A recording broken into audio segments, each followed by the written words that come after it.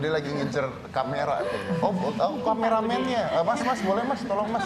Contoh digigit anjing pitbull kayak apa gitu. Kamera, dia tahu.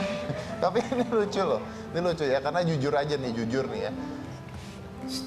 Kalau dia lari beneran sekarang, lari ke Anda, ini saya pegang talinya, saya nggak akan kuat, karena daya tariknya dia kencang sekali. Tobi, sit, Mas Dedi, sit, Mas Dedi. Tobi, Mas Dedi. Oh, sit, Tobi, sit. Iya dia sit di situ saya. Ayo. Iya, bawa terus Tobi.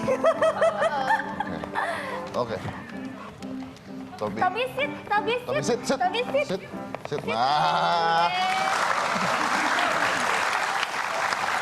Oke, kita lanjutin dulu ceritanya Tobi. Jadi Tobi ini ceritanya dia ini diselamatkan oleh Jakarta Animal Aid Network atau JAN. Network ya. Jan. Jan. Sebenarnya kalau mau Tobi dengar, agak Lagi tegas. santai dia. Iya, kayak di pantai dia tuh liatin. Lagi selancar. Mame. Oke.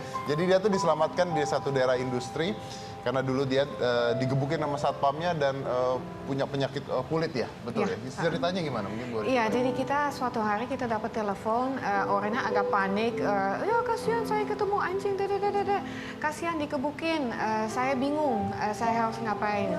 Terus ini dia. Ya, ini dia. Ini adalah keadaannya pada Jauh, saat kan? itu. Anda lihat?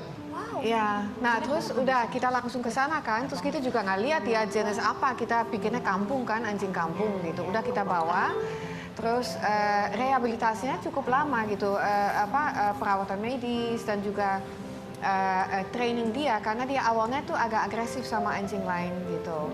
Tapi ya lama-lama dia tuh bisa di training dan ya dia untungnya dia sekarang sehat. Tapi lo kan lihat gambarnya dari dulu sampai sekarang ya. Lihat. Dan dia suka berenang loh.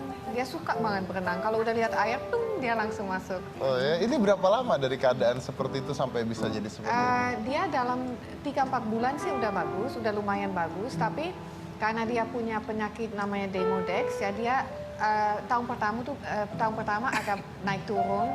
Dan sekarang pun kadang-kadang tuh masih ada relapse sedikit aja, tapi nggak terlalu banyak. Dan biasanya saya diemin aja, karena akhirnya saya sendiri yang adopsi dia. Apa ya, penyakit apa itu? Itu Demodex, penyakit kulit. Parasit. Oh, parasit. Tapi sekarang sudah tidak selalu. Oke, dan ini ini menarik sekali nih. Saya tuh lahir di keluarga yang suka sama hewan, termasuk anjing. Jadi dulu saya tuh punya, nah ini saya pernah cerita tapi saya ulang. Saya tuh punya anjing herder atau biasa disebut German Shepherd ya. Herder, saya punya anjing segini herdernya. Jadi percaya apa enggak, pada saat anak saya Aska umur baru lahir sampai umur 2 tahun, itu yang jagain dia tidur itu anjing herder segede gitu. Jadi bukan orang, bukan apa, tapi anjing segede gitu. Dan itu kalau orang-orang lihat pasti bingung gitu. Pasti pada ngomong nggak takut bayinya dimakan, nggak takut bayinya digigit. Tapi anjing herder itu bisa diam jagain Aska, itu 8 jam dia nggak gerak. Cuma liatin anak saya doang. Kalau ada orang masuk nggak dikenal, baru ditengok. Biasanya orangnya pergi sendiri.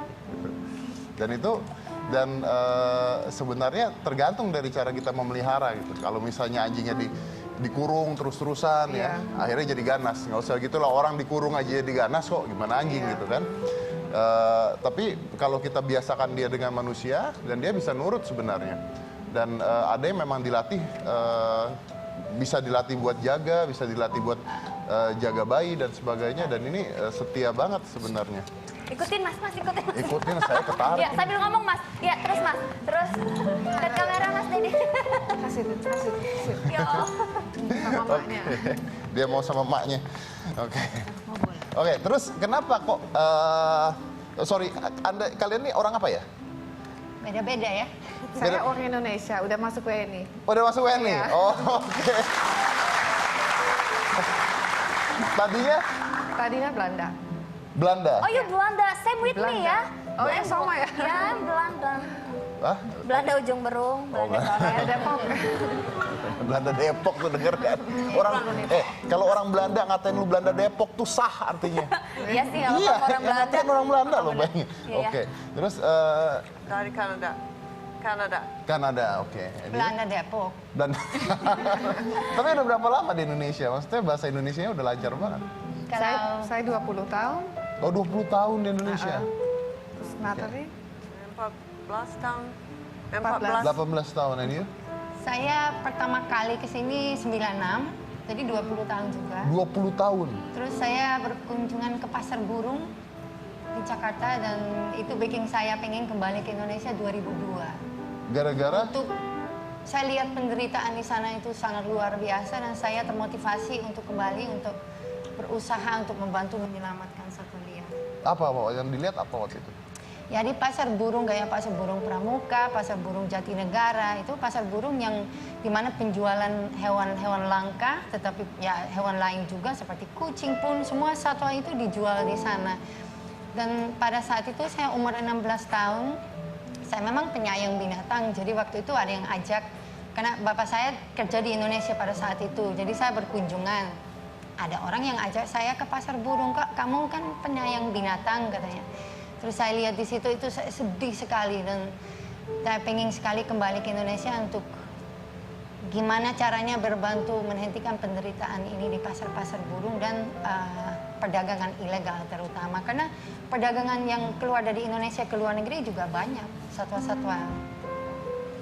Jadi itu yang jadi motivasi saya. Diekspor ke luar negeri satwa-satwa tersebut. Iya, sampai ke Belanda. Makanya setelah itu saya kembali ke Belanda, saya aktif di perlindungan satwa. Dan banyak satwa masuk juga berasal dari Indonesia. Dan saya kerja sama karantina di bandara. Terus akhirnya saya bisa kembali untuk membantu di sini. Gitu. Oke. Ini sebutannya apa?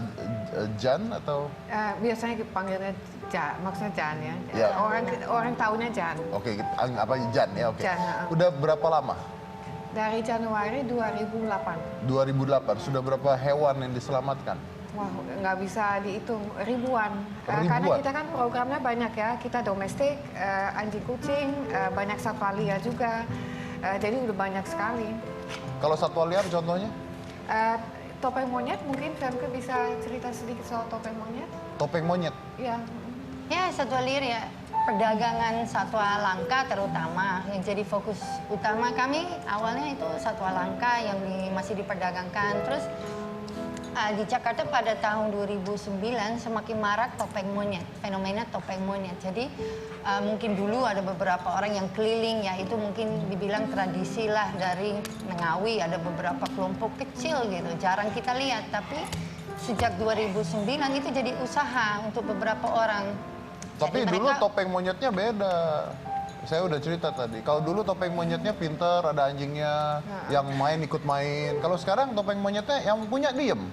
Diam, duduk, Iya, rokok. rokok, monyetnya kerja nyari duit. Makanya Iya. saya bilang, Store. iya, yang monyet yang mana itu makanya? monyet yang setoran ke dia. Iya sih bener. Oh, yang monyet. Yang dapat setoran.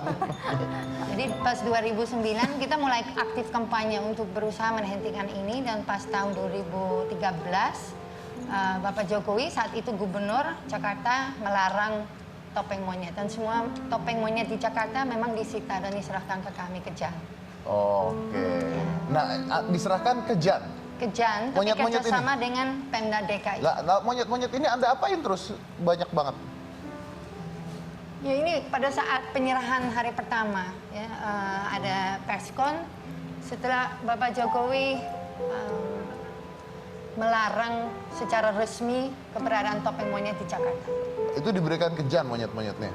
Ya kami yang rawat Sampai sekarang? sampai sekarang. Tapi Ada berapa monyet? sudah kita lepas 5 kelompok. Pada saat itu 141 ya yang disita, yang diserahkan. Terus pada saat itu juga lucu karena ada kompensasi untuk para pemilik monyet. Tapi kan bagaimana kita bedakan topeng monyet atau tidak? Banyak orang pada saat itu datang Bawa ini monyet. topeng monyet. Terus akhirnya harus dilihat performance-nya baru diambil gitu satu-satunya gitu. Karena Jadi, banyak yang bawa monyet mau jualan. saya sampai akhirnya. nggak tega liatnya, tapi gimana lagi ya pada Iya, saat iya, itu. iya, iya, Terus iya. kita udah lepas 5 kelompok. Makasih ya, saya juga udah ikut dilepas. Ya, saya kelompok Kemarin 3 berarti kalau kita nggak salah. lepasin dia bersama ya. Karena kemarin kita Oh, di bareng lapangan juga? bersama. Ya. Oh, nah gimana dokter kalau melihat hal tersebut kayak topeng monyet gitu, itu tugas seorang dokter juga kah sebenarnya? Iya, dan kebanyakan ya kalau satwa liar sudah lama dipelihara orang, terutama primata nih, setelah kita ambil, kita sita, itu ternyata banyak juga penyakit-penyakit manusia yang ada di hewan juga gitu. Dan maksudnya penyakit zoonosis ya, dan itu salah satu yang kenapa kita tidak boleh pelihara satwa liar, karena bisa saling menularkan penyakit. Dan kadang itu tidak disadari oleh pemeliharanya sendiri, dan itu sangat berbahaya ya.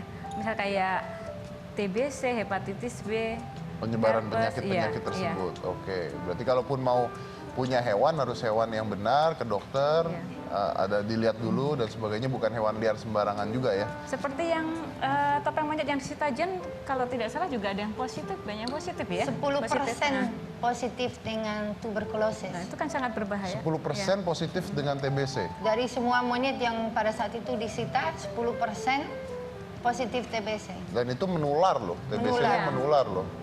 TBC Dan itu sangat tidak menular. disadari oleh pemeliharanya biasanya. Ya. Wow. Oke, terus ada kata-kata yang mengatakan, I think it's coming also from you guys, bahwa dogs are not food. Iya.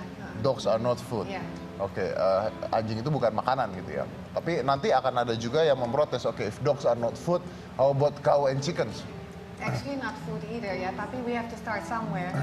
Ya kan, dan kalau misalnya sebenarnya kalau anjing itu kan bukan hewan ternak ya, karena bukan hewan ternak tidak ada SOP sama sekali, jadi cara mereka dibunuh, cara mereka ditransportasi dan lain-lain itu benar-benar bukan hanya sangat kejam ya terhadap hewannya, tapi ternyata itu juga menjadi ancaman untuk masyarakat Indonesia juga, karena dari World Health Organization sudah dikatakan bahwa salah satu kontribusi penyebaran rabies adalah transportasi anjing. Nah, jangan kan lama sekali investigasi mengenai ini, dan lalu lintas transportasi anjing itu sangat aktif, benar-benar itu aktif sekali. Itu bisa setiap hari itu ada truk datang dari luar masuk misalnya ke Jakarta atau dari pokoknya dari kota ke kota gitu. Ada yang dari misalnya dari Bandung ke Jogja atau ke Solo, ada yang dari Bali datang ke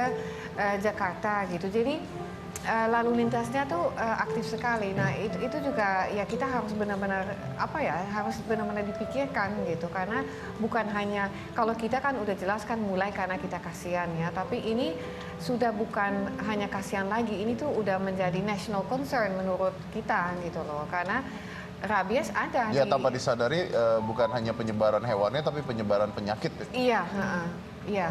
Oke. Saya akan bahas lagi nanti tentang kata-kata dogs are not food tersebut, karena di Indonesia masih banyak yang actually consume daging anjing juga, masih banyak juga. Seperti apa setelah yang satu ini. Jadi jangan mana-mana, tetap di Hitam Putih.